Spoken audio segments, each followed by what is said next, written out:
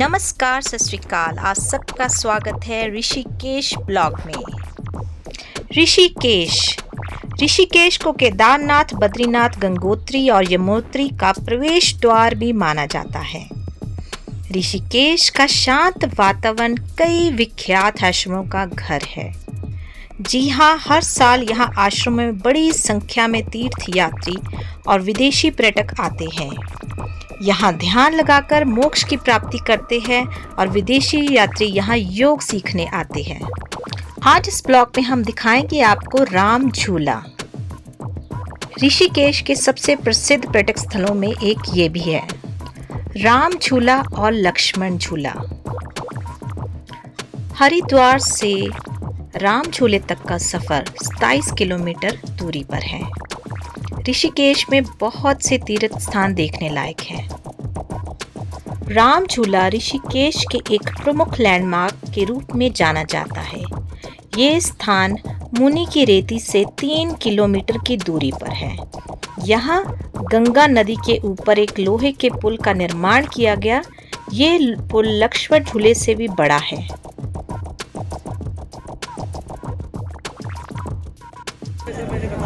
अब हम पहुंच गए हैं शत्रुघ्न घाट और ये देखिए यहाँ से हमें दिखता है लक्ष्मण पुल भी। शत्रुघ्न घाट से हमें राम झूला और लक्ष्मण झूले के दर्शन हुए।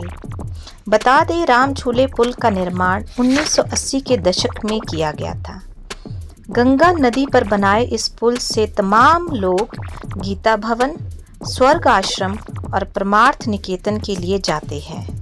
सावन के महीने में इस पुल से भारी आवाजाही होती है।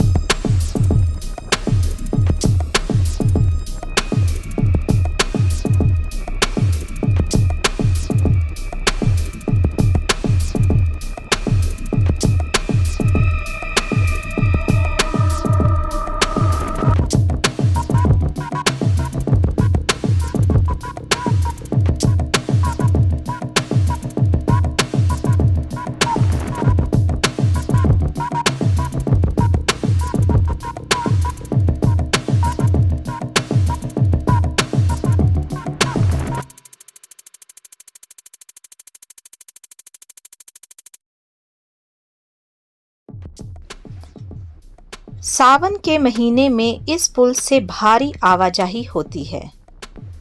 उस महीने जो भक्त नीलकंठ भगवान शंकर को जल चढ़ाने के लिए इस पुल के द्वारा ही जाते हैं। ऋषिकेश की मुख्य पहचान राम झूला और लक्ष्मण झूले से ही होती है। राम झूला लक्ष्मण झूला से बड़ा है, पर पिछले दिनों लक्ष्मण झूले को आम जनता पर्यटकों के लिए बंद कर दिया गया था।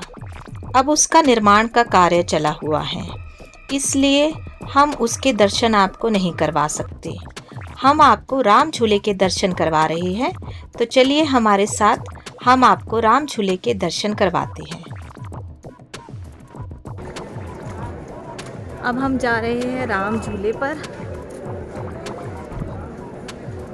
राम झूले पर जा रहे हैं और अब हम आपको दिखाते हैं राम झूला।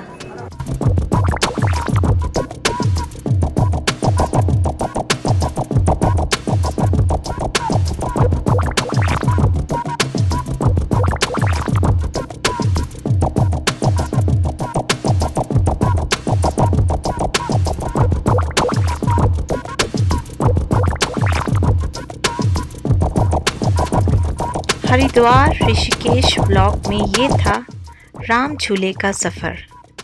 अगर मेरी ये वीडियो अच्छी लगी हो तो मुझे सब्सक्राइब का बटन दें।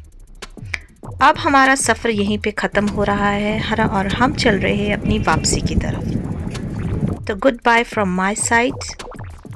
Stay tune to my channel catch life with GKs. Good bye, bye bye. Stay safe, stay healthy.